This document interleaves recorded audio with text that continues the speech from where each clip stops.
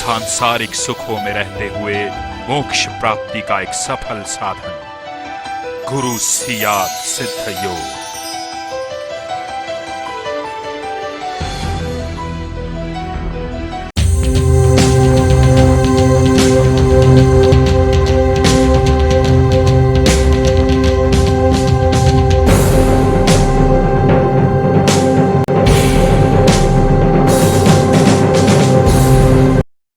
अब नरेश जी गुरु भाई, आप गुरुदेव से प्रार्थना करते हुए और गीता वाचन शुरू करें। नरेश जी। जय गुरुदेव। सभी गुरु भाई बहनों को जय गुरुदेव। मैं प्रार्थना दोहराता हूँ, आप सब मन में प्रार्थना का चिंतन करते हुए गुरुदेव से प्रार्थना करें। जय गुरुदेव। मुक्तिदाता श्री गुरु चरण में कोटि कोटि प्रणाम। सदगुरुदेव कृपा सिंधु आपकी करुणा दीजिए। गुरुदेव संजीवनी मंत्र का अनवरत जप दीजिए। आनंद रूप गुरुदेव आपके स्वरूप का ध्यान दीजिए। गुरुदेव आप मुझ में और मैं आप में। शिव स्वरूप गंगईनाथ जी के लिए जो समर्पण आपका है वो समर्पण हमें भी दीजिए। श्री कल की सभी जीवों का कल्याण कीजिए। श्री कल की सभी जीवात्माओं का उद्धार कीजिए। गुरु रूप परमपिता हमारे अपराधों को क्षमा कीजिए। समर्थ सदगुरु त्रिविध तापों को शांत कीजिए।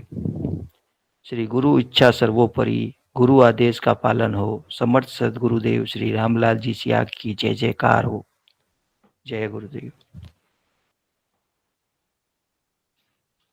नित्य क्रम में गीता जी का चतुर्थ अध्याय जिसका हम अध्ययन कर रहे हैं, उसी अध्याय से 30वें श्लोक का मैं उच्चारण करता हूँ।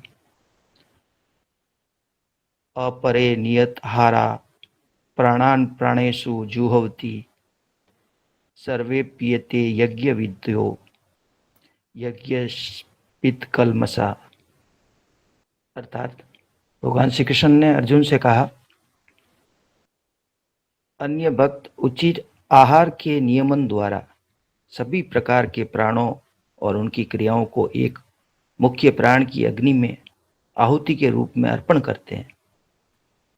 ऐसी भक्ति उनके कार्मिक पापों को भस्म करने वाले वास्तविक ज्ञान के यज्ञ को प्रकट करती है।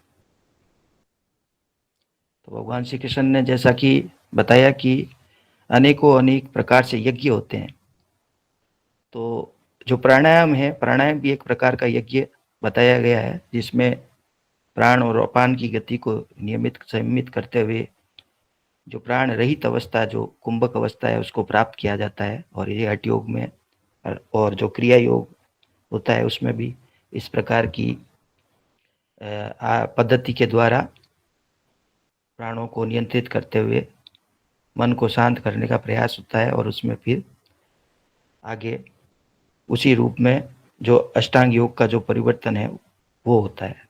और इसी क्रम में भगवान ने कहा कि जो दूसरे प्रकार से जो प्राण की अग्नि है, उसमें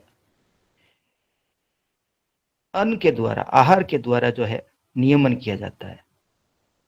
तो जैसा कि पतंजलि ऋषि ने कहा है कि ये परिवर्तन 5 कारणों से आता है, जप, तप, योग, औषधि और प्रारब्ध। और गुरुदेव भी यही कहते हैं कि ये परिवर्तन हमें जो आ रहा है ये 5 प्रकार से आता है। तो उसमें जो आहार के रूप में, औषधि के रूप में हमारे जो अंदर शारीरिक स्वास्थ्य का जो है सुधार किया जाता है। और धीरे धीरे, जैसे गुरुदेव कहते हैं कि जो त्रिविधि ताप है, आदि दैहिक, आदि भौतिक और आदि दैविक, फिजिकल, मेंटल और स्पिरिचुअल, वो बीमारियां, वो जो विफलताएं या जो विक्षेप जो हमारे शरीर में उपस्थित है, हमारे अंदर जो विकृति के रूप में है, उनमें धीरे धीरे सुधार होते होते व्यक्ति जो है जब पूर्ण रूप से स्वस्थ हो जाता है। पूर्ण रूप से स्वस्थ का मतलब है कि शारीरिक, केवल शारीरिक रूप से स्वस्थ होना नहीं है, हमारी अंदर जो वैचारिक प्रक्रिया है, हमारे अंदर जो चिंतन प्रणाली है, हमारे अंदर जो मनन प्रणाली है,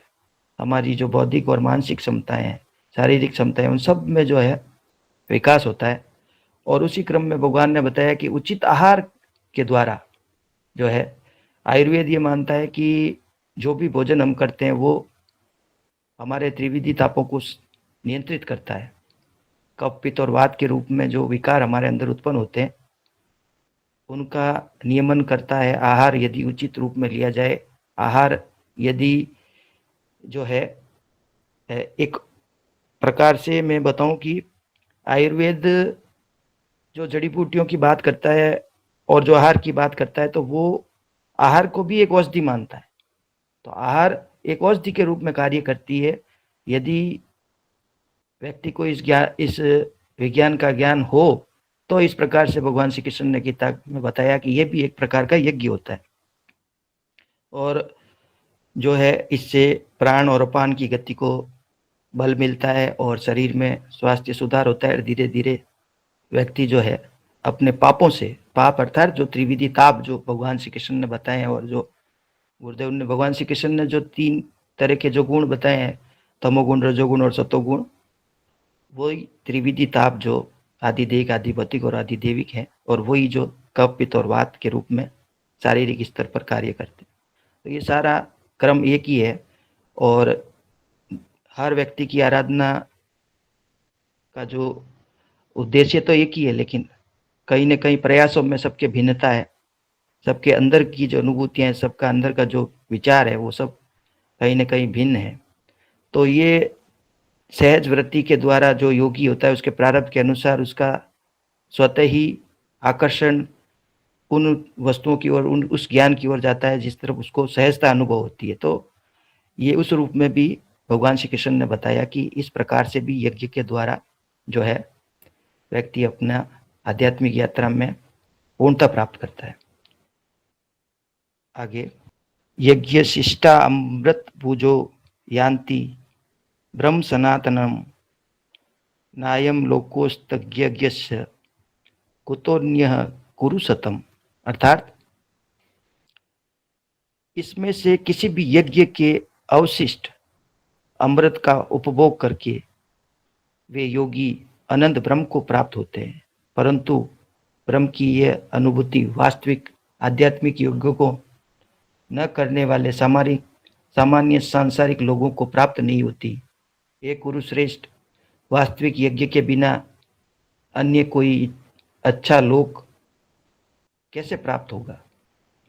तो जो उच्चतर जीवन है, जो उच्चतर चेतना है, जिसको हम अच्छा लोक मतलब ऊर्ध्व लोक जिसे कहते हैं हम, तो जो 7 लोकों में से जो आज्ञा चक्र से ऊपर वाले जो लोग हैं, वो लोग जो है उच्चतर चेतना, जिसे श्री अरविंद ने कहा है उच्चतर जीवन, जिसमें कि जीवन दिव्य बन जाता है।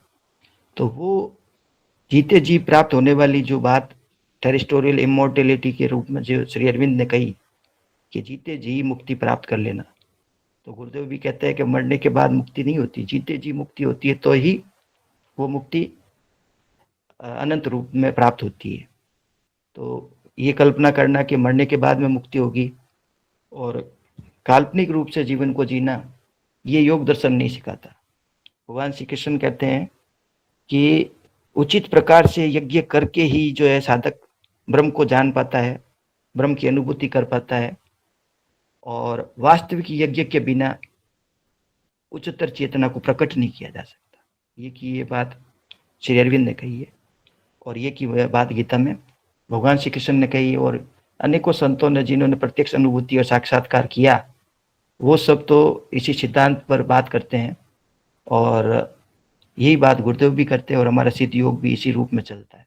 आगे, एवं बहुविद्या यज्ञा वितता ब्रह्मणो मुखे कर्म ज्ञान विधि तान सर्वानेव ज्ञात्वा विमोक्ष्यसे। अर्थात इस प्रकार वेदों के ज्ञान मंदिर में अनेक प्रकार के यज्ञों अथवा भौतिक उद्देश्यों से किए गए यज्ञों का विस्तार हुआ। उन सबको तुम कर्म जनित जानो, और इस प्रकार समझकर तुम मुक्त हो जाओगे। उन कर्मों को करने से जो शास्त्रों में वर्णित है, जो गीता में वर्णित है, जो गुरु के मुख से, गुरु की वाणी के रूप में, जैसा कि गुरु ग्रंथ साहिब में जो नानक देव जी ने जो बातें बताई, तो वो प्रेरणा के रूप में सिख समुदाय में रखी गई। और वो वाणी जो है वो गुरु की वाणी है, क्योंकि गुरु की वाणी भी स्वयं में अपना में एक ग्रंथ होता है। और भगवान श्री कृष्ण और अर्जुन के बीच में जो संवाद हुआ गीता के रूप में, ये ज्ञान, गीता का ज्ञान भी गुरुवाणी ही है, गुरु और शिष्य का संवाद है। तो वास्तविक रूप में जितने भी दर्शन में जो ज्ञान के मार्ग हैं, जो दर्शन की जानकारी देते हैं, जिसमें गुरुदेव कहते हैं वेदांत, तो वेदांत जो है गुरु के द्वारा, उस गुरु तत्व के द्वारा प्रकट किया गया और शिष्य के रूप में जो है उसे ग्रहण किया गया। तो गुरु और शिष्य की जो परंपरा है अनादिकाल से चली आ रही है, और ज्ञान भी उसी रूप में धीरे धीरे गुरु और शिष्य के संवाद के रूप में ही प्रकट हुआ। तो ये सारा जो भगवान का जो ज्ञान का जो विस्तार है गीता के माध्यम से, उसमें सब कुछ समेट लिया गया। और जैसा भगवान ने कहा कि वेदों के ज्ञान मंदिर, अर्थात वेद अर्थात स्वयं जो है उस ब्रह्म की वाणी, ब्रह्म के मुख से प्रकट होने वाला ज्ञान, तो उसमें जो यज्ञ हैं, यज्ञों का विस्तार हुआ। और केवल ये कहना कि अग्नि के अंदर जो बाहरी रूप में हम जो आहुति देते हैं वही यज्ञ है, ऐसा नहीं है। यज्ञ हमारे शरीर के अंदर भी है और बाहर भी है।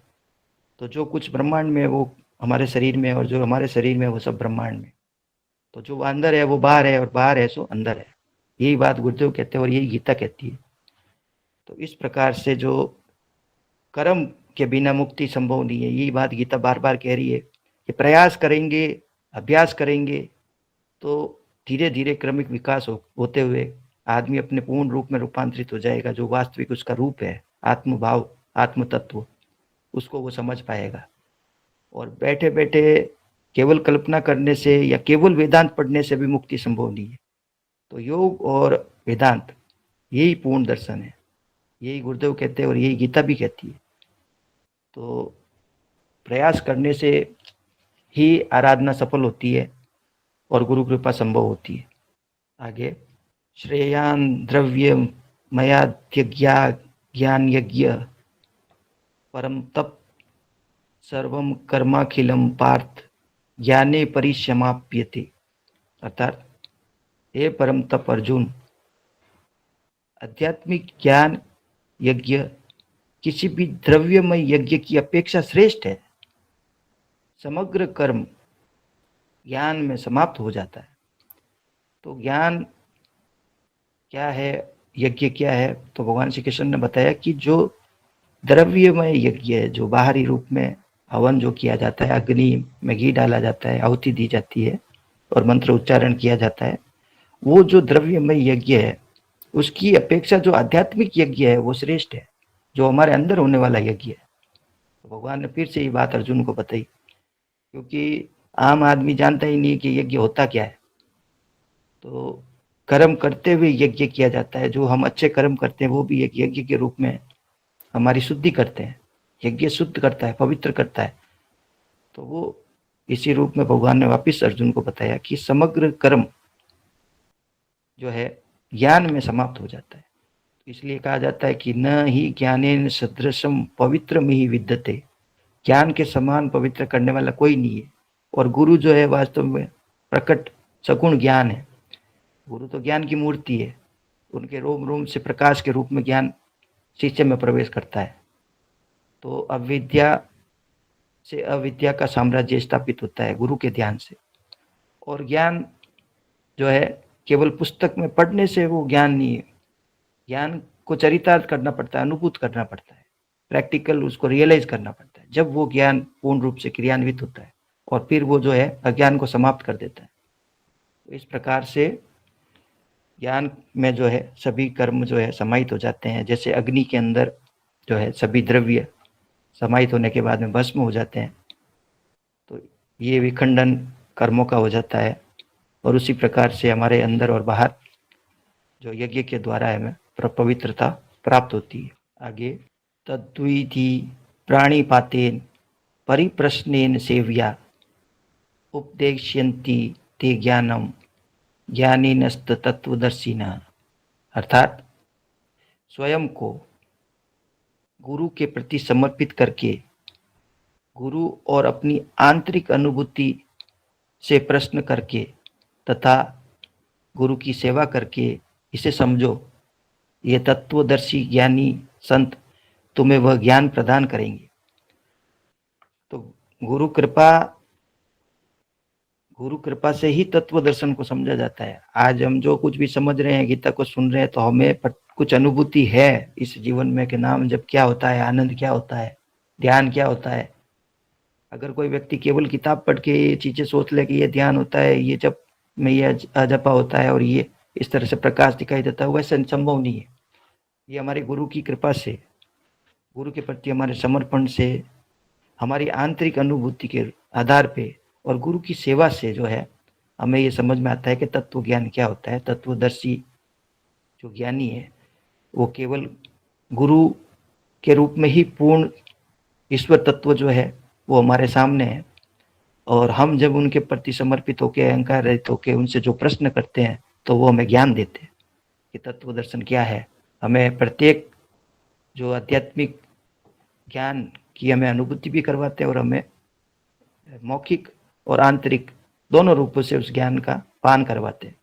तो गुरु ही वो तत्व है, गुरु तत्व जो करुणामय है और जो कृपामय है। वो जब कृपा करते हैं तो स्वतः ही सारा विकास अंदर और बाहर होने लगता है। आगे, यज ज्ञात्वा न पुनर्मिहि मोहमेवं यास्यसि पांडव येन भूतान्य शेषेण दर्श्यस्यात्मन्यथो मयि, अर्थात उस ज्ञान को गुरु से प्राप्त करके हे अर्जुन तुम पुनः माया में नहीं फंसोगे, क्योंकि उस ज्ञान के द्वारा तुम संपूर्ण सृष्टि को स्वयं में और उसके उपरांत मुझ में देखोगे, अर्थात ब्रह्म में देखोगे। अर्थात जो ब्रह्मांड, जो स्वयं के अंदर और इस पूरे ब्रह्मांड में तुम उस एक तत्व को देखोगे, ईश्वर तत्व को देखोगे, उस ज्ञान को देखोगे जो गुरु से तुम प्राप्त करोगे। तो भगवान श्री कृष्ण ने कहा कि ज्ञान जो है गुरु से प्राप्त होता है और माया से तुम्हारी जो है मुक्ति हो जाएगी, माया में तुम नहीं फंसोगे। उस ज्ञान के द्वारा तुम सृष्टि को, संपूर्ण सृष्टि को समझ पाओगे, अंदर और बाहर। तो इस प्रकार से आगे,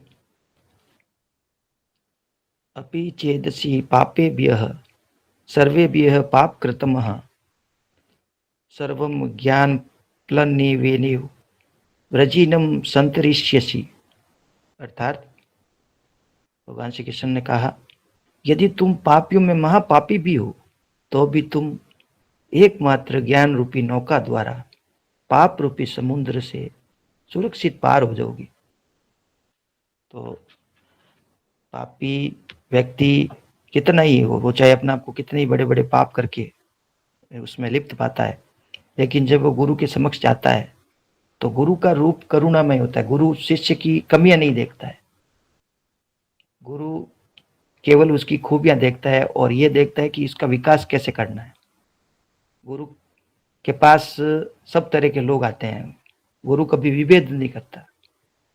ये विभेद करने का काम तो ईश्वर का होता है, ईश्वर पाप और पुण्य के अनुसार उसको फल देते, लेकिन गुरु जो करुणामय रूप होता है वो केवल और केवल ये देखता है कि इसको जो है इन पापों से मुक्त कैसे किया जाए, कल्याण कैसे किया जाए इसका। तो वो कृपामय स्वरूप जो है, जिसमें कि जो ईश्वर के 5 कार्य बताए हैं, उसमें जो लय, प्रलय, तिरोधान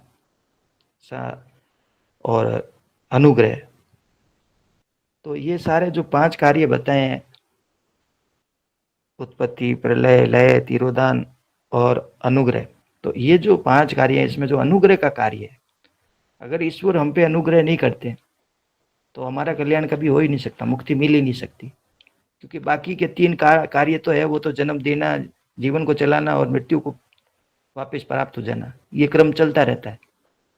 और चौथा जो कार्य तिरोधान है, उससे भी मुक्ति नहीं होती। तो मुक्ति केवल जो होती है एक जिस रूप में ईश्वर मुक्ति देते हैं, उस कार्य को अनुग्रह के रूप में कहा गया है, और अनुग्रह करने वाली जो शक्ति है वो गुरु है। तो ये महिमा है गुरु की।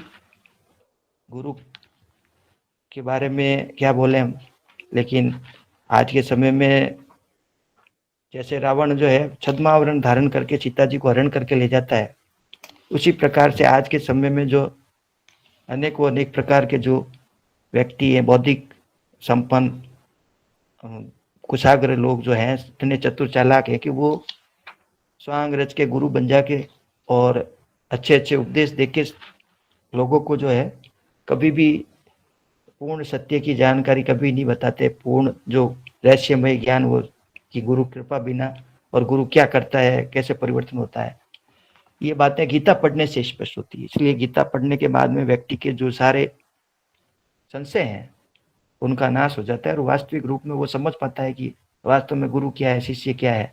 लेकिन आज के समय में गीता की भी कई टीकाएं हैं, अनेक रूपों में जो है गीता की व्याख्याएं, कोई कुछ कर रहा है, कोई कुछ कर रहा है, कोई तो कह रहा है कि मैं गीता लिख दूं, मेरे को एक ऐसे गुरु भाई भी मिले, बोले मैं गीता लिख दूं। तो मैंने कहा कि भाई साहब आप गीता क्या लिखोगे, गीता तो लिखी जा चुकी है। तो ये अहंकार से प्रेरित होकर कोई कुछ भी बोले, लेकिन वास्तविक रूप में गीता अनुभव करने के उपरांत ही इसको समझा जा सकता है और समझाया जा सकता है। और जो कुछ है वो ऑलरेडी, जैसा गुरुदेव कहते हैं कि आप जन्म से पूर्ण हो, तो उसी तरह ये गीता तो स्वयं अपना आप में सिद्ध है।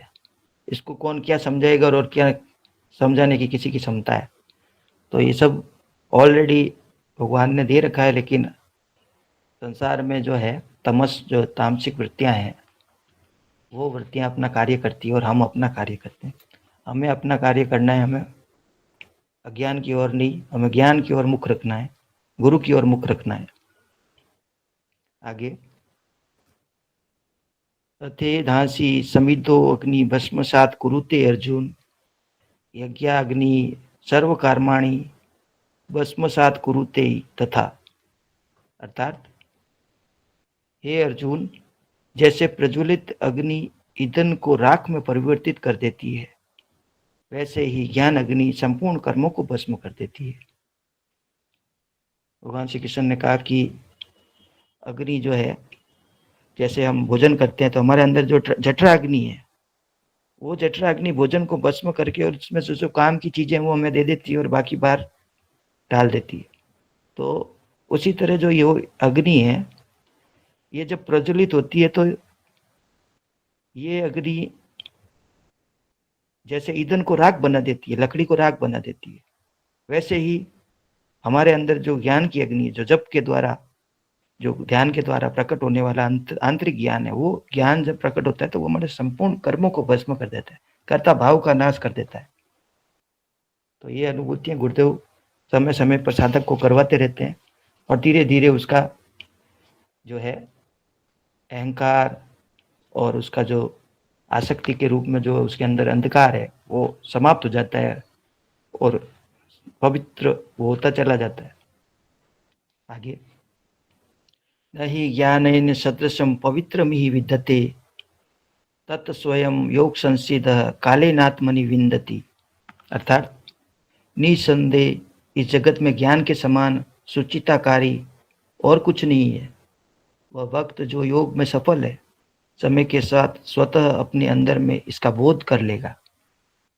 तो योग मतलब प्लस, आप किससे जुड़ेंगे? उच्चतर चेतना के रूप में आपके सामने यदि कोई है ही नहीं तो आप योग कैसे करोगे? उच्चतर चेतना को सिद्ध करने के लिए, अपने अंदर प्रकट करने के लिए हमें उस चेतना से जुड़ना पड़ता है। ये योग है।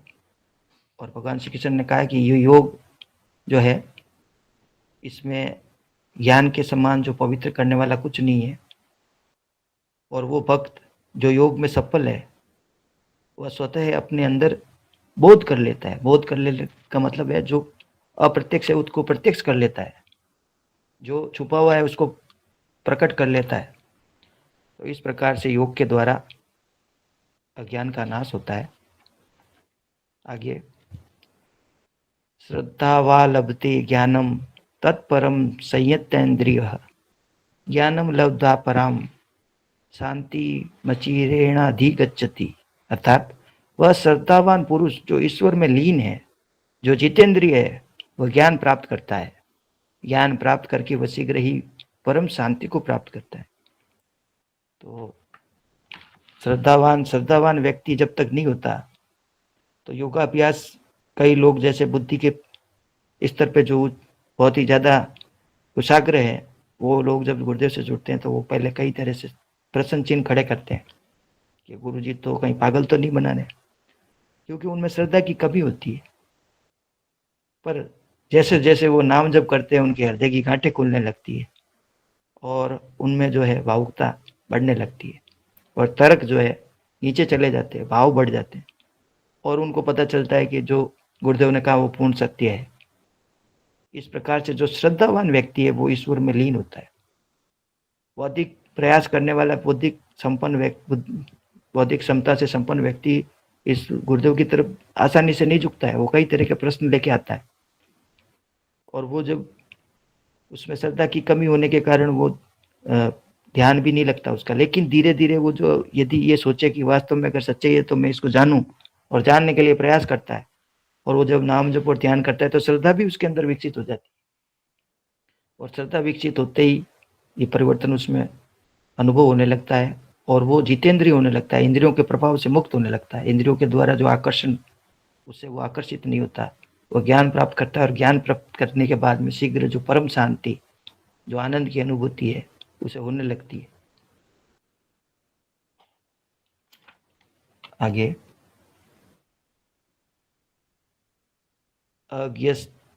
अज्ञश्चा श्रद्धानाश्च संशयात्मा विनश्यति नायम लोको अस्ति न परो न सुखम संशयात्मना।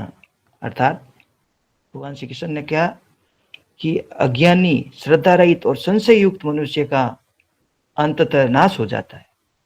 ऐसे अस्थिर मनुष्य के लिए न तो यह लोक न परलोक ही ईश्वर का परम आनंद है। मतलब ना तो इस लोक में उसको शांति है, ना परलोक में शांति है। वो संशय से युक्त जो श्रद्धा रहित पुरुष अज्ञानी है, संशय करने वाला, बार बार संशय करने वाला, जो ये देखते हुए भी कि इतने लोगों में परिवर्तन आ रहा है फिर भी वो कहता है कि मेरे में क्यों नहीं आ रहा है, मेरे में आना चाहिए। भाई झुकेगा जब आएगा, झुकेगा ही नहीं तो कहाँ से आएगा। तो श्रद्धा उसमें धीरे धीरे विकसित हो जाती है गुरु कृपा से। लेकिन यदि वो गुरु से जुड़े ही नहीं, गुरु के सामने झुके ही नहीं, आराधना करे ही नहीं, तो घर बैठे तो कोई गुरुदेव उसको आके कहेंगे कि नहीं कि ये लो आपके लिए मैं आपका विकास लेके आया हूँ। तो ये खिलौना तो है नहीं, ये तो झुक की आराधना करने पर ही ये ज्ञान, ये परिवर्तन हम में आता है। भगवान श्री कृष्ण ने कहा कि ऐसे व्यक्ति जो है न तो इस लोक में और न ही परलोक में वो कभी भी सुख की प्राप्ति नहीं कर सकते, जो परम सुख आनंद जो है उसकी अनुभूति नहीं कर सकते। वो तो जो है जिनको ईश्वर की लीला ऐसी है कि उनको वो जिंदगी भर धन की और माया के पीछे भागते रहते हैं और अंतोगत्वा उनके साथ कुछ भी नहीं चलता। आगे योग संन्यस्त कर्मणम ज्ञान संचिन संशयम आत्मवंतम न कर्माणि निबधनन्ति धनंजय। अर्थात हे धनंजय, जिसने योग द्वारा कर्म का त्याग कर दिया है और जिसने ज्ञान द्वारा अपने संशयों को नष्ट कर दिया है, वह अपनी आत्मा में स्थित हो जाता है, कर्म उसे नहीं बांध सकते। तो भगवान श्री कृष्ण ने फिर अर्जुन से कहा कि योग के द्वारा जो है कर्म का त्याग हो जाता है। त्याग मतलब उसके पीछे जो आसक्ति है उसका त्याग हो जाता है, अहंकार का त्याग हो जाता है, कर्ता भाव का नाश हो जाता है। शरीर जब तक जिंदा है तो उससे तो कर्म होंगे ही होंगे, क्योंकि भगवान ने कहा है कि न ही कश्चित क्षणपि जातु तिष्ठत्य अकर्म कर कार्य से रवसह कर्म सर्व प्रकृति जे गुणे। मतलब कर्म सब प्रकृति से उत्पन्न होने वाले हैं और जो पुरुष है वो सदा अकर्मणीय है। तो प्रकृति और पुरुष का जो भेद है जब साधक को समझ में आ जाता है तो उसमें कर्ता भाव रहता ही नहीं है, आत्मभाव आ जाता है उसमें। और भगवान ने ये कहा कि जिसने ज्ञान द्वारा अपने संशयों को नष्ट कर लिया है, जो भी सारे संशय है, ईश्वर है कि नहीं है, मैं क्या हूँ, वो क्या है, जन्म पूर्व जन्म क्या है, मुक्ति क्या है, ये सारे जो संशय है, गुरुदेव में ज्ञान है कि नहीं है, गुरुदेव गुरु है कि नहीं है, कई तरह के हजारों तरह के संशय साधकों में वो लेके आते हैं। वो सारे संशय जो है यदि वो झुक जाए गुरु के सामने तो वो धीरे धीरे सारे संशय समाप्त हो जाते हैं और उसकी स्थिति आत्म स्थिति हो जाती है और वो कर्म से फिर नहीं बनता है। आगे, तस्मात् ज्ञान संभूतम स्ततम ज्ञानसीनात्मनः चित्वेनम संशयम योगमा तिष्ठो तिष्ठ भारत। अर्थात हे भरतवर्षी अर्जुन, उठो, अपने अस्तित्व के विषय में अज्ञान जनित संशय जो तुम्हारे मन में है उसे ज्ञान की तलवार से नष्ट करके योग की शरण लो। भगवान ने कहा कि उठो, जागो, समय निकलने के बाद कुछ नहीं है। तो ये जीवात्मा जो अर्जुन है, जो हमारे अंदर भी एक अर्जुन है, हमारे अंदर भी गुरु के रूप में कृष्ण है, तो गुरु की यही प्रेरणा रहती है कि आराधना करो, नाम जप करो, चाबी नाम है। आराधना किए बिना आपका कल्याण नहीं हो सकता। आप एक कदम चलोगे तो वो 100 कदम चलेंगे, लेकिन आप एक कदम भी नहीं बढ़ाओगे तो गुरु कृपा कैसे होगी। तो भगवान श्री कृष्ण ने अर्जुन से कहा, उठो, अपने अस्तित्व के विषय में अज्ञान जनित संशय, जो संशय अज्ञान से उत्पन्न होने वाले हैं, उनको मन से बाहर निकालो और ये जो तलवार, ज्ञान की तलवार है, इसको जो है, इसके द्वारा ज्ञान को नष्ट करो, योग की शरण लो।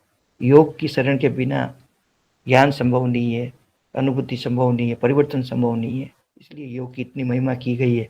योग के बारे में बहुत कम लोग बोलते हैं, वेदांत के बारे में बहुत ज़्यादा बोलते हैं। योग क्या है इस पे कोई नहीं बोलता। जैसे गुरुदेव कहते हैं ध्यान की तो बात करते हैं, लेकिन समाधि पे कोई नहीं बोलता। समाधि क्या है? तो ये सारा परिवर्तन गीता के माध्यम से भगवान ने अर्जुन को समझाया, अर्थात हम सबको समझाया। और यही गुरु शिष्य संवाद है, यही गुरुवाणी है। आज के लिए जो कुछ हमने पढ़ा सब कुछ गुरुदेव के चरणों में समर्पित, जो कुछ हमने सुना सब गुरुदेव के चरणों में समर्पित। जय गुरुदेव। सभी गुरु बहन भाइयों को जय श्री गुरुदेव। अब हम गुरुदेव की देवलेखनी पढ़ रहे हैं। पूज्य गुरुदेव की देवलेखनी नाम खुमारी एक सच्चाई है, यह कोई काल्पनिक आनंद नहीं। इसका शेष भाग इस प्रकार है। महर्षि श्री अरविंद की उपर्युक्त बातों से यह स्पष्ट होता है कि अंधकार इतना ठोस बनकर जम गया है कि उस अधिमानसिक देव के अवतरण के अलावा अब इसका कोई इलाज नहीं बचा है। मेरे विचार से भी इस प्रकाश का सबसे पहले भारत में फैलना जरूरी है। श्री अरविंद को भगवान ने अलीपुर जेल से छूटने से पहले जो आदेश दिया था उसका भी यही अर्थ निकलता है। भगवान का आदेश था कि तुम बाहर जाओ तो अपने देशवासियों को कहना कि तुम सनातन धर्म के लिए उठ रहे हो। तुम्हें स्वार्थ सिद्धि के लिए नहीं अपितु संसार की भलाई के लिए उठाया जा रहा है। जब कहा जाता है कि भारतवर्ष महान है तो उसका मतलब है कि सनातन धर्म महान है। इससे स्पष्ट है कि संसार को आकर्षित करने के लिए पहले भारत का उठना, चेतन होना जरूरी है। इसके बिना संसार को चेतन करना बहुत कठिन काम है। हम देखते हैं कि हमारे आम देशवासियों की एक प्रवृत्ति बन गई है कि वे पश्चिम जगत की आंख बंद करके नकल करने में लगे हैं। दूसरी तरफ पश्चिमी जगत के लोग भारत की गलियों की खाक छानते हुए शांति की खोज कर रहे हैं। बहुत ही विचित्र स्थिति है। जिस अपार सात्विक धन के हम मालिक हैं उन्हें तो इसका कुछ भी ज्ञान नहीं, और समुद्रों पार से आकर विदेशी उसकी खोज कर रहे हैं। बहुत ही अजीब स्थिति है। गुरुदेव लिखते हैं, मुझे अच्छी तरह याद है ऋषिकेश में मुनि की रेती में गंगा के किनारे मैं खड़ा था। इतने में कुछ विदेशी भगवा वस्त्र पहने वहां आकर खड़े हो गए। थोड़े ही देर में कोट पैंट धारी कुछ सज्जन सपरिवार वहां आ गए। उनमें से एक सज्जन ने अंग्रेजी भाषा में उन विदेशियों से बात शुरू कर दी। क्योंकि मैं भी पास ही खड़ा था इसलिए मैं भी सुनने लग गया। हिंदुस्तानी सज्जन ने कहा कि आप लोग बहुत समझदार और सभ्य लोग हैं, आप इन ठगों के चक्कर में कैसे फंस गए? ये लोग केवल आप लोगों से धन ठगने के लिए विभिन्न प्रकार के स्वांग रच रहे हैं। इनके पास ऐसी कोई शक्ति नहीं है जिसके लिए आप ठगाए जा रहे हो। इस पर एक विदेशी बोला, आप क्या कह रहे हो? मुझे समझ नहीं आ रहा है। ऐसा लगता है आप पूर्वाग्रह से ग्रस्त हैं। क्या आपने इन सन्यासियों के पास आकर कभी जानने का प्रयास किया कि ये क्या कर रहे हैं? मैं देख रहा हूं हमारा दैनिक जीवन में जो खर्च होना चाहिए उससे एक पैसा भी अधिक नहीं लिया जा रहा है। मैं जब हमारे देशवासियों की ये हालत देखता हूं तो बहुत हैरानी होती है। हमारे देश के सभ्य और साधन संपन्न लोग पूर्ण रूप से धर्म से विमुख हो चुके हैं। जब तक उन्हें प्रत्यक्षानुभूति, साक्षात्कार और नाम खुमारी की अनुभूति नहीं करवाई जाती, चेतना असंभव है। शरीर के जिस अंग में बीमारी होती है, डॉक्टर चीर फाड़ उसी अंग का इलाज करते हैं, तभी पूरा शरीर स्वस्थ होता है। अतः हमें पहले इन्हीं बीमार लोगों का इलाज करना है, तभी चेतना संभव है। हम देख रहे हैं हमारे देश के प्राय सभी राजनेता वाम मार्गी तामसिक तांत्रिकों के चक्कर में पड़े हुए हैं। ऐसे अनेक तामसिक तांत्रिक राजसत्ता का भयंकर दुरुपयोग करके अपनी काली शिक्षा का प्रचार प्रसार करके देश में अंधकार फैला रहे हैं। इस प्रकार समाज का जो वर्ग इन तामसिक लोगों के चक्कर में है तथा जो इन ढोंगियों से तंग आकर धर्म से विमुख हो चुका है, सर्वप्रथम उनका इलाज किए बिना देश में चेतना असंभव है। पश्चिमी जगत के लोग सच्चाई को परखने और स्वीकार करने में कभी नहीं झिझकते।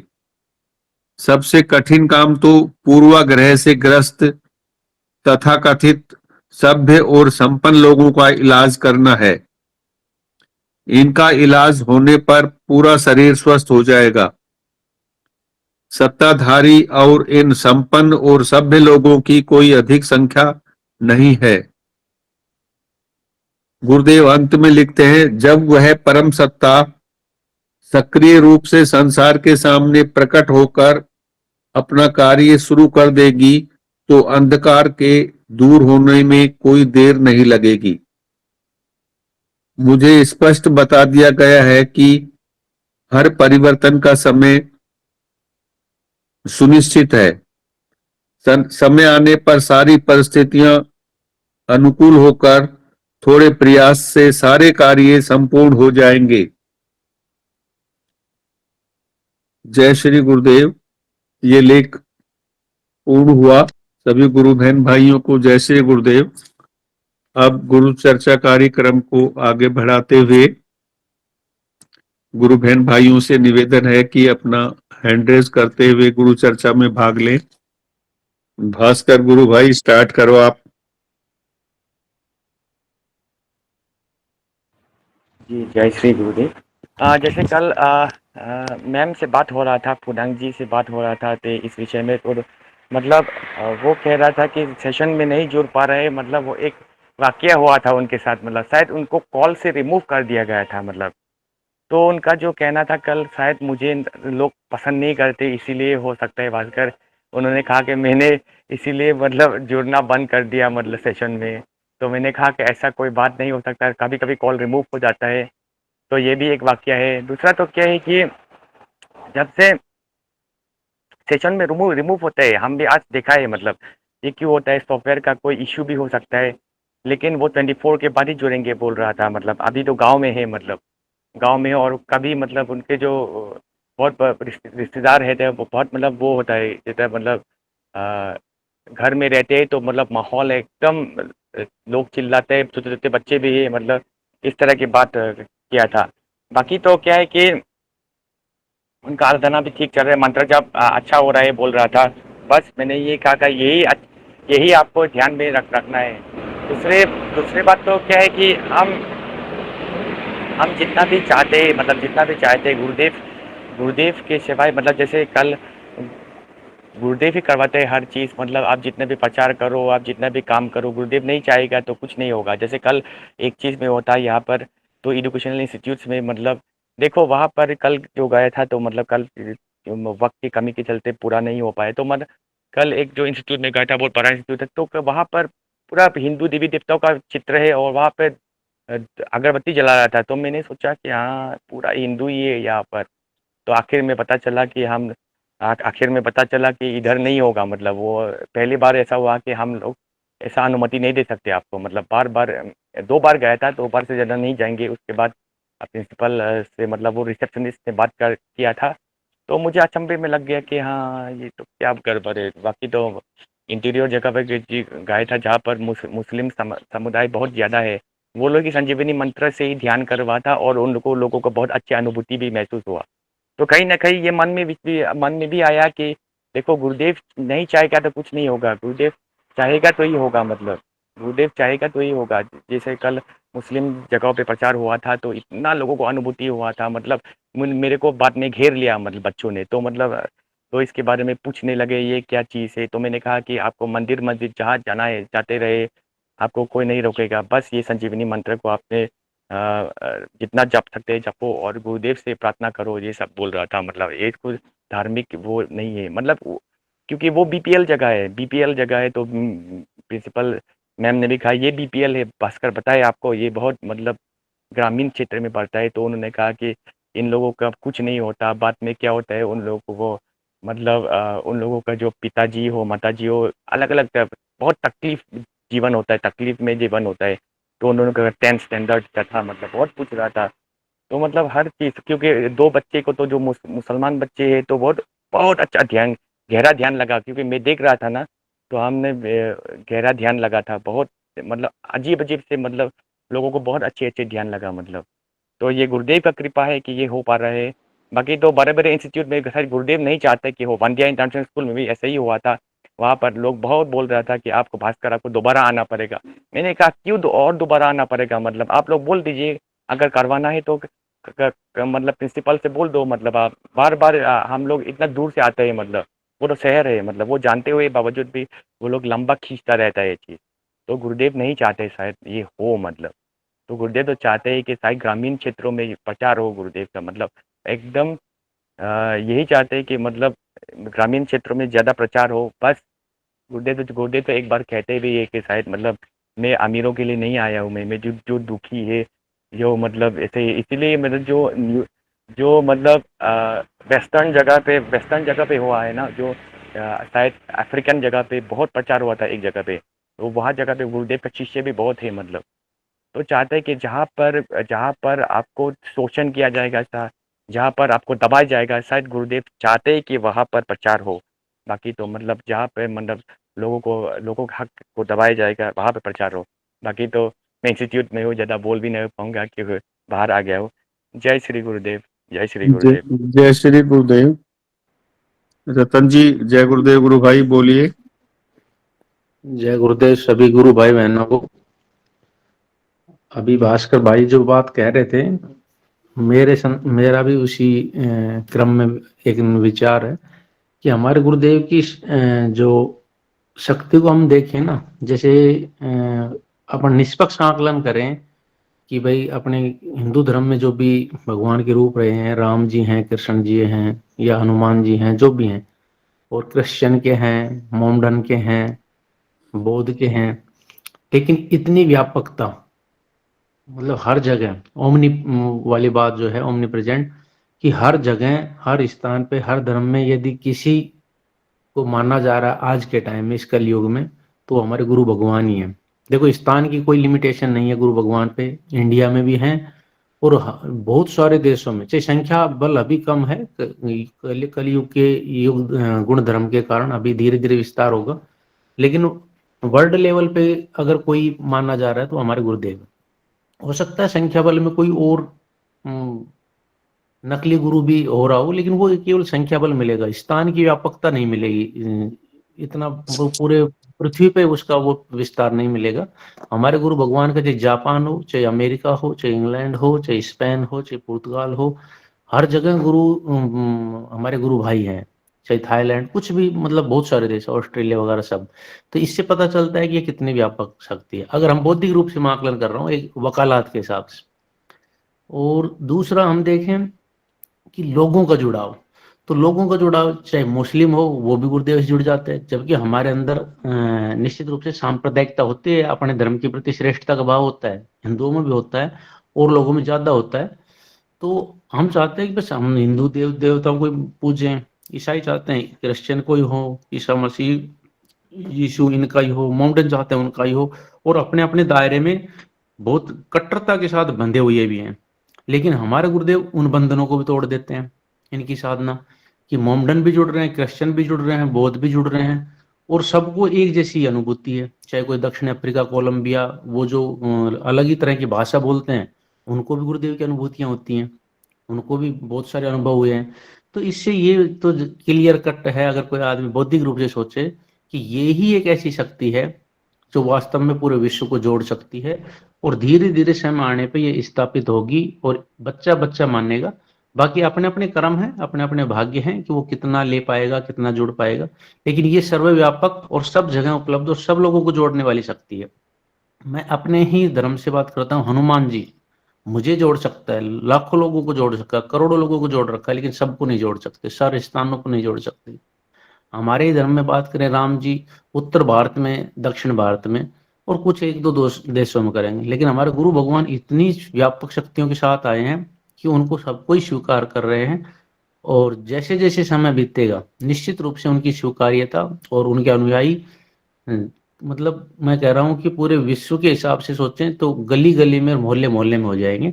उसमें समय लगता है, 10 साल 20 साल, वो हमें नहीं पता, गुरुदेव जाने।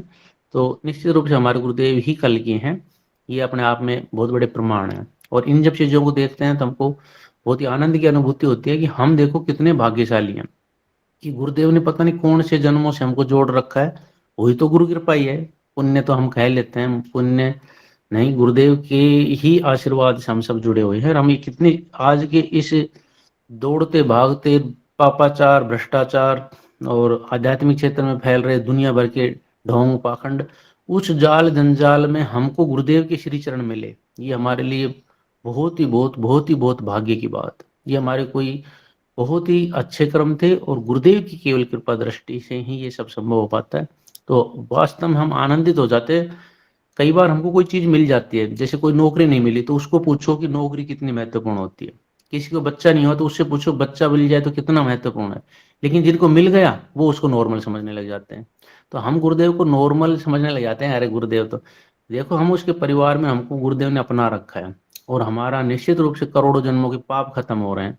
तो ऐसे गुरुदेव की शरण में हम अपने आप को भाग्यशाली मानते हैं और हमको जितना हो सके नाम जप करना चाहिए और नए साधकों को भी जोड़े, खुद भी जुड़े, औरों को भी जोड़े। इससे क्या है कि ये कार्य करके हम अपना एक अपने अकाउंट में पुण्य जोड़ सकते हैं, परोपकारी भाव ला सकते हैं और गुरुदेव का प्रचार होगा। करेंगे तो खुद गुरुदेव ही, लेकिन हमको इस चीज को सबको बताना चाहिए बढ़ चढ़ के। जय गुरुदेव। जय गुरुदेव। रतन, मैं थोड़ा सा बोलना चाहूंगी। रतन जी भाई साहब ने वास्तव में दर्शन की अच्छी व्याख्या करी और गुरुदेव का जो दर्शन है, गुरुदेव की जो सत्ता है वो ओमनी प्रेजेंट, गुरुदेव हमेशा से ओमनी प्रेजेंट है। दुनिया के किसी भी स्थान पर बैठे व्यक्ति से हमारा भी कांटेक्ट हो जाता है। आप ये देखिए, हमारा वहां तार जुड़ जाता है। और सबसे बड़ी बात यह है कि इस गुरुदेव के दर्शन में जितने भी साधक जुड़े हुए हैं पूरी दुनिया, पूरी प्लेनेट पर, तो कहीं किसी से आप संपर्क करो सोशल मीडिया के माध्यम से, तो आपका कहीं अगर विदेश में आपका कोई काम रुक रहा है तो वो भी आपका यहाँ से ही, मतलब विदेश में आपका कार्य हो जाएगा। ये मेरा खुद का अनुभव है। और ये गुरुदेव का जो शक्ति चुंबक है और ये साधक की पात्रता पर निर्भर करता है। ये इस प्रकार का चुंबक है कि ये कहीं दुनिया के किसी कोने में अगर जिसको जोड़ना होता है गुरुदेव, वो शक्ति खींच लाती है उसे। और बहुत ही अच्छा लग रहा है। और हम सब गुरु भाई इस सेशन के माध्यम से, हम सब गुरु भाई बहनों के माध्यम से ये इस दर्शन की जानकारी पूरे प्लेनेट पर जा रही है। और वास्तव में ये दर्शन बेजोड़ है, अलौकिक है और अनूठा है। जय गुरुदेव, जय श्री दादा गुरुदेव। गुरु बहन एक बात और बताऊं मैं अपने गुरुदेव की, मुझे आता है विचार, कोई सहमत हो सकता। हमारे गुरुदेव जो कृष्ण जी है ना, उनकी तरह छलिया तो हैं। देखो गुरुदेव के भाषण सुनो, यूं कहेंगे मैं वृंदावन गया, फिर मैं मथुरा गया भाई, फिर मैं द्वारिका चला गया भाई, मैं तो साधारण सा आदमी हूँ, मुझे क्या पता। वो अपन को जीवन जीना सिखाते हैं, वो सब कुछ जान के बैठे हैं, पूरे ब्रह्मांड को लेके बैठे हैं, संचालन कर रहे हैं और बात ऐसी करेंगे। ऐसी बात केवल कृष्ण जी करते थे, राम जी, हनुमान जी और कोई मतलब जो भी हैं, श्याम खाटू श्याम जी, ये नहीं करते थे, केवल कृष्ण जी ऐसी बातें करते थे। तो उसी को प्यार से छलिया रूप कहते थे। तो हमारे गुरु जी भी वही बातें करेंगे, भाई मुझे तो कुछ नहीं पता, मैं तो एक सीधा साधा आदमी। ये सीधा साधा आदमी कैसे हो सकता है ये ब्रह्मांड का मालिक? ये हमको मतलब एहसास नहीं कराते, अंदर से एहसास कराएंगे। बाहर से सीधे हैं, अंदर से जब जुड़ते हैं, जब पता चलता है कि पूरे ब्रह्मांड के मालिक यही है। जय गुरुदेव। बबीता गुरु बहन। जय गुरुदेव गुरु भाई। रतन गुरु भाई भी उन्हें जो छलिया नाम दे दिया कि मैं तो पहले ही कहती थी वो छलिया छल जाएगा। गुरु भाई उसको छलिया नाम देकर मुझे बहुत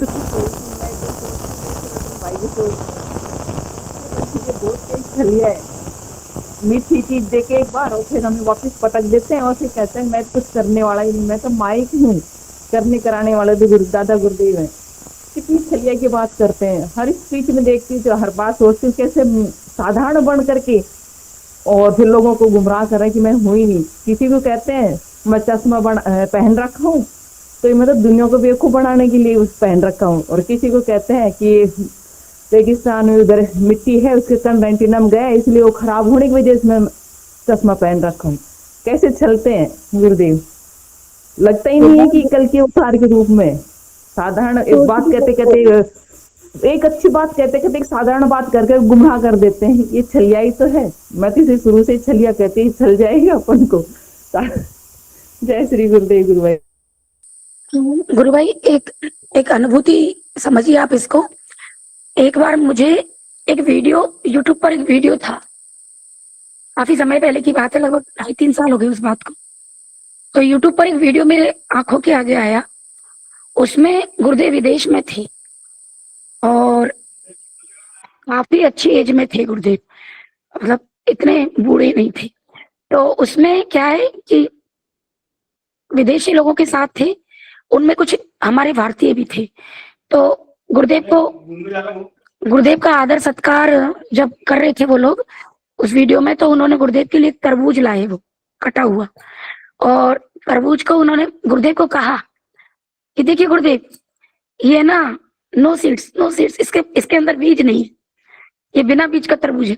तो गुरुदेव ने, मतलब गुरुदेव के जो एक्सप्रेशन थे वो इस तरह के थे उस वीडियो में कि अच्छा हमारे भारत में तो बीज वाला होता है, हमारे भारत में तो ऐसा नहीं होता। मतलब इस तरह से कहने का भाव ये कि गुरुदेव ने अपना एक सादा और सरल जीवन इस तरह से हमारे सामने प्रस्तुत किया है, संसार के सामने। और जिस तरह से राम आए थे त्रेता में, वो मर्यादा को वर्णित कर गए, मर्यादा को प्रस्तुत कर गए, इसी प्रकार गुरुदेव भी 64 कलाओं से युक्त होकर इस कली काल में पधारे हैं, कल की अवतार के रूप में। लेकिन गुरुदेव ने अपना सादा सरल और सच्चा जीवन लोगों के सामने इस तरह से प्रस्तुत किया है और हमें एक प्रेरणा भी दी है कि आप भी बस सिर्फ और सिर्फ सरल बनकर, सहज बनकर ईश्वर को पा सकते हो। तो इतना सादा सच्चा, मतलब बहुत, मैं उस वीडियो को देखे मेरे को हमेशा वो वीडियो याद रहता है। लेकिन दुर्भाग्य की वो वीडियो उसके बाद मुझे कभी नजर नहीं आया यूट्यूब पर। तो यही है कि हम साधकों को भी यही एक पाठ पढ़ा गए, गुरुदेव पाठ पढ़ा भी रहे हैं कि हमें भी बिल्कुल सादा सरल, भले हमें भौतिक के रूप से ईश्वर ने बहुत कुछ दिया है, लेकिन फिर भी हमें बिल्कुल सादा सरल और सच्चा इंसान बनकर नाम जप करते रहना चाहिए। जय गुरुदेव। मैं अपनी अभी जस्ट 2 मिनट की अनुभूति बताता हूँ कि जब से मैंने गुरुदेव को छलिया का है, मंच पे ये प्लेटफॉर्म पे छलिया रखा है ना, मुझे अच्छा ध्यान लगता है। जिस दिन जो एनर्जी आती है वो एनर्जी मुझे इस समय आ रही है मेरे माइंड में, इस तरह की पॉजिटिव वेव। तो ये जो भगवान है वो हमारे उन शब्दों में फिर कोई अर्थ, मतलब सुख और दुख से दूर वो नहीं रह जाता कि भाई अपन सांसारिक रूप में किसी को कुछ बोलते हैं ना छलिया, वो तो वो होता है। लेकिन गुरुदेव को जब हमने अभी छलिया गाया ना, तो मुझे बहुत आनंद आ रहा है, मेरा माइंड एकदम एनर्जेटिक हो गया, बहुत एनर्जी हो, बहुत हल्का महसूस कर रहा है। तो इनकी आराधना तो हम कैसे भी कर सकते हैं। आराधना के हिसाब से हमारे गुरुदेव की अलग ही एक मस्त भरी आराधना है, नो टेंशन वाली आराधना है। चाहे जैसे करो, दीपक जोड़ो मत जोड़ो, बस ध्यान और नाम जप कर लो, कहीं भी कर लो, किसी भी स्थिति में कर लो। इतने मजेदार जो साधना है, इतनी सहज साधना है, कलयुग के इंसान इनको कर पाएगा। अगर पहले वाली साधना होती, गुरु भगवान ने हम पर कृपा नहीं की होती और साधना का ये रूप नहीं बदला होता, तो कलयुग में तो बिल्कुल ही कबाड़ा ही हो जाता। अब तो साधना इतनी आसान कर दी, जैसे हमारे पहले हम घर से जब निकलते थे, कहीं भी जाते आते थे लोग बाग, तो क्या करते थे कि पहले बता के जाते थे कि मैं 2 दिन में आऊंगा, 3 दिन में आऊंगा, या चिट्ठियों से आदान प्रदान होता। अब आ गया मोबाइल, डिजिटल युग, तो आदमी 24 घंटे एक दूसरे के कनेक्शन में है। तो गुरुदेव ने इसी डिजिटल की तर्ज पे ये आराधना कर दी कि अब हम 24 घंटे कहीं भी बैठ के किसी भी रूप में, किसी भी नहाए हैं नहीं नहाए हैं, और आराधना करेंगे, और उतनी आनंद प्राप्त होगा जितना हिमालय की गुफाओं में बैठ के लोग 10-10 साल तप करते थे। तो ये सहज जो शब्द कहते हैं हम साधना के लिए, ये वास्तव में बहुत ही सहज है, बहुत ही सरल है। इतनी सरल आराधना आएगी कहाँ से? गुरुदेव ने सारे, मतलब जो डोंट थे वो सब हटा दिए कि तुम्हें कोई पहले वाली आराधना की दिक्कत नहीं है। आप चाहे तो, गुरुदेव तो खुद के लिए भी कहते हैं कि मुझे भी दीपक जोड़ो तो जोड़ो, मत जोड़ो, और देखो आनंद वही आता है। और गुरुदेव के लिए एक और हाँ, एक मैं मेरी अनुभूति और बता दूं। एक दिन मैं गुरुदेव का वीडियो देख रहा था, तो वो क्या है कि पुराना वीडियो था, कोटा सेशन से आ रहा था, और गुरुदेव उसमें सबको आशीर्वाद दे रहे थे, गुरु पूर्णिमा का था। तो मैं मेरे भाव बता रहा हूँ कि मेरे भाव किस तरह, मतलब मैं भावों में बह गया। तो गुरुदेव सब आ रहे हैं और गुरुदेव से आशीर्वाद ले रहे हैं, गुरुदेव उनके सिर पे हाथ रख रहे हैं, कोई गुरुदेव को माला पहनाया, कोई फूल। और मुझे ये भाव आ गया, ये इतनी गर्मी है और गुरुदेव उसमें वृद्ध दिख रहे हैं, जैसा गुरुदेव वृद्धावस्था में ज्यादा वो इस तरह के स्पीच दिए, तो गुरुदेव उसमें वृद्ध दिख रहे हैं।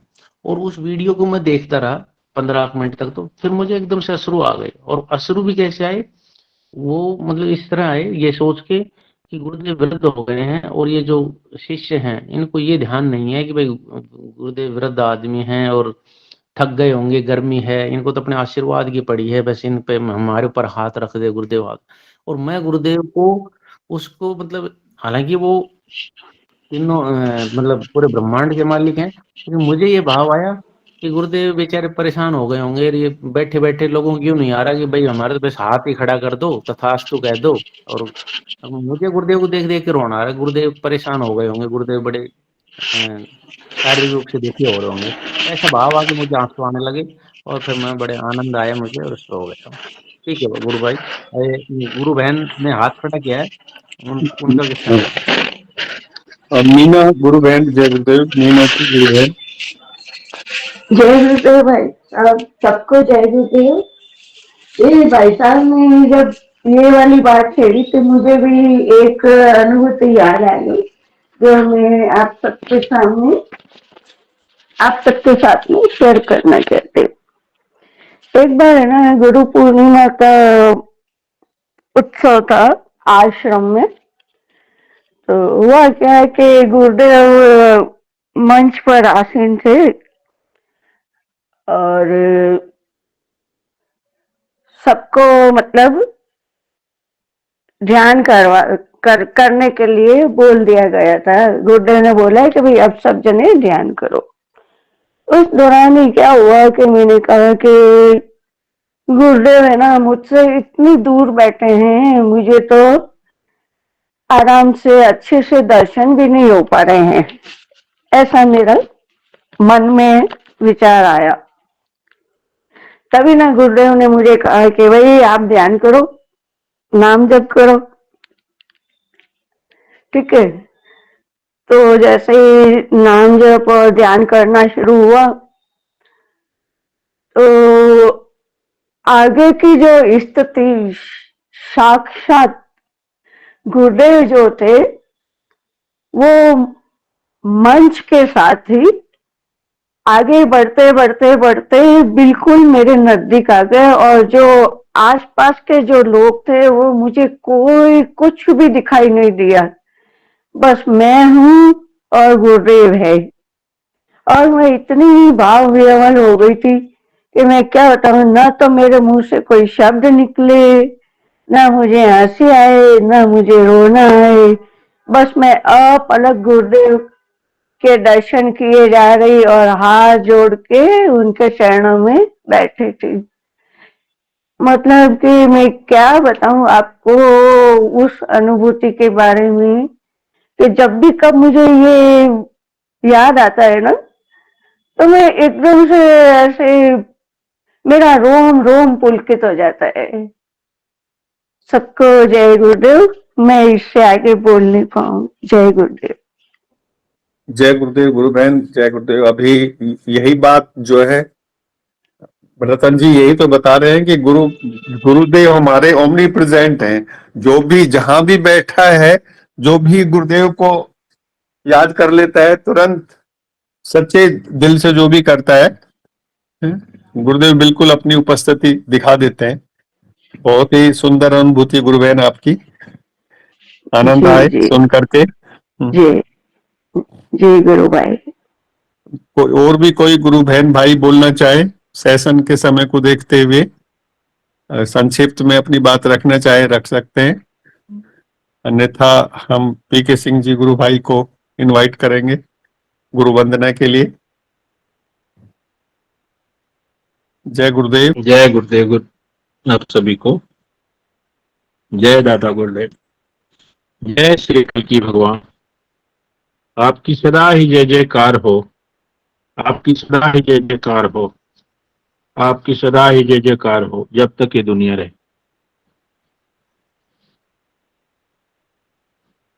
मैं गुरु वंदना रख रहा हूं, आप लोग उसका आनंद लें। दीदी चेतना भरो निरंतर, मिटे भरम अज्ञान। तुम हो पार ब्रह्म परमेश्वर,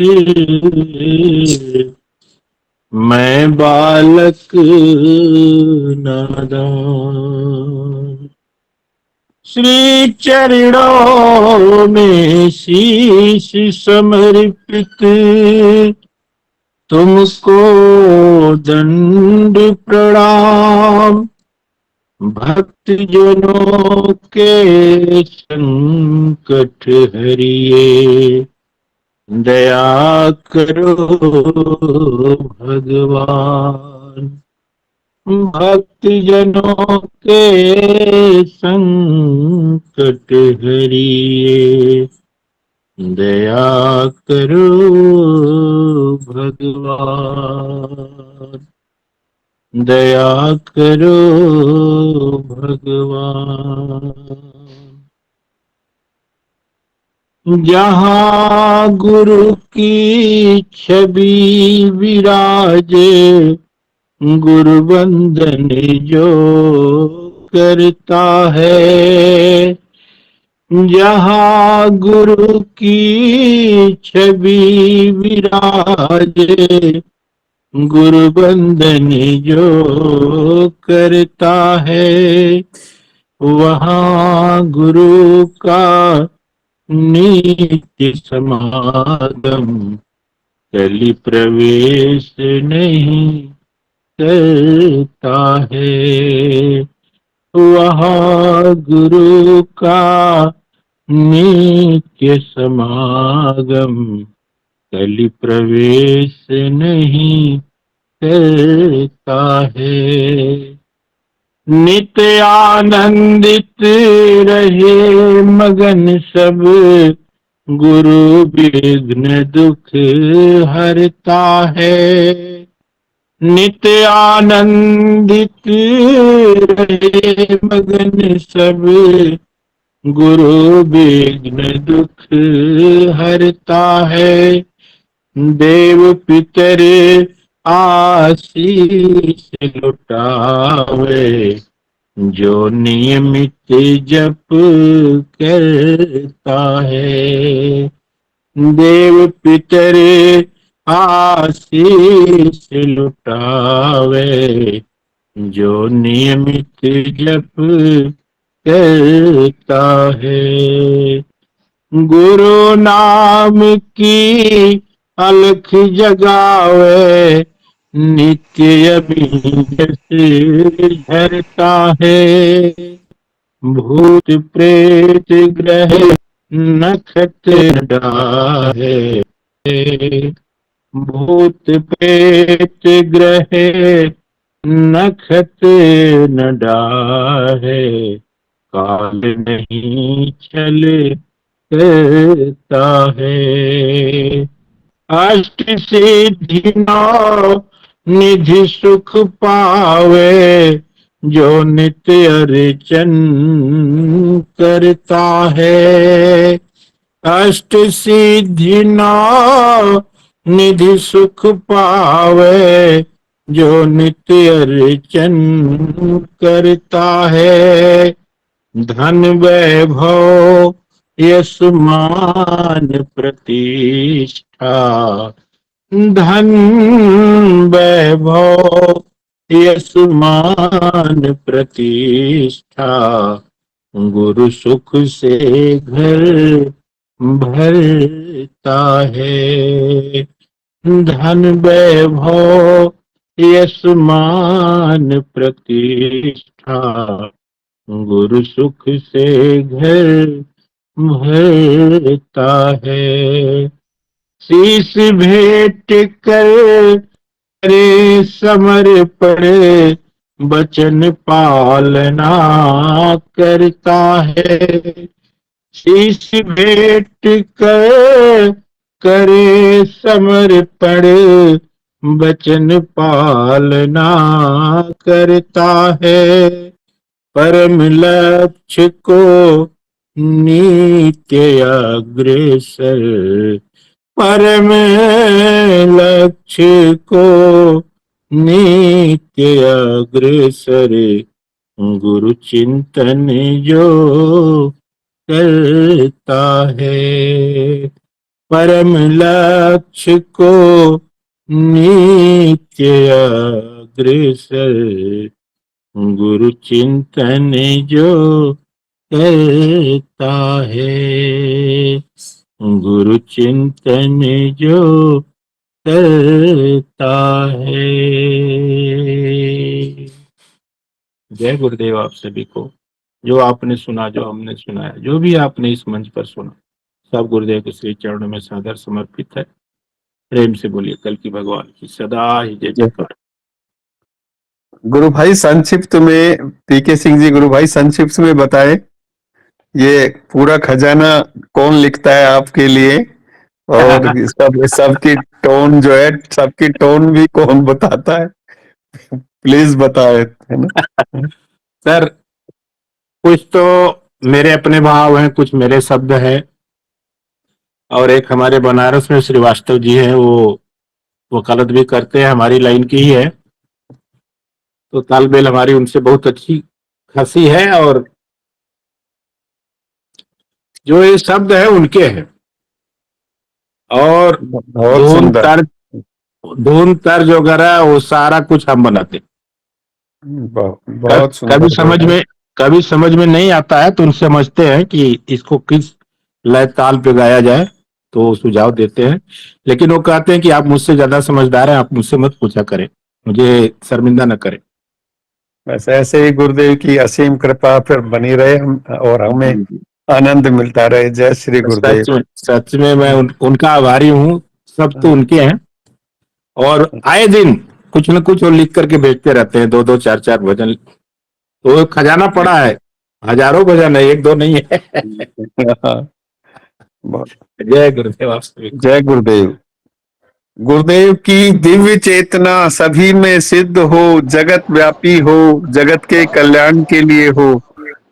बोलो दसम अवतार सर्व समर्थ सदगुरुदेव कल की भगवान की जय हो। जय हो। शिव स्वरूप गंगाई नाथ भगवान की जय हो। जय हो। राधा स्वरूपा हमारी गुरु माँ जी की जय हो। जय हो। मातृ शक्ति की जय हो। जय एवीएस हो। के जोधपुर धाम की जय हो। जय हो। फलाना धाम की जय हो। जय हो। जामसर धाम की जय हो। जय हो। तपोभूमि काजलवास धाम की जय हो। जय हो। भारत माता की जय हो। जय हो। सनातन धर्म की जय हो। जय हो। गीता जी की जय हो। जय हो। आज के आनंद की जय हो। कल की सेना की जय हो।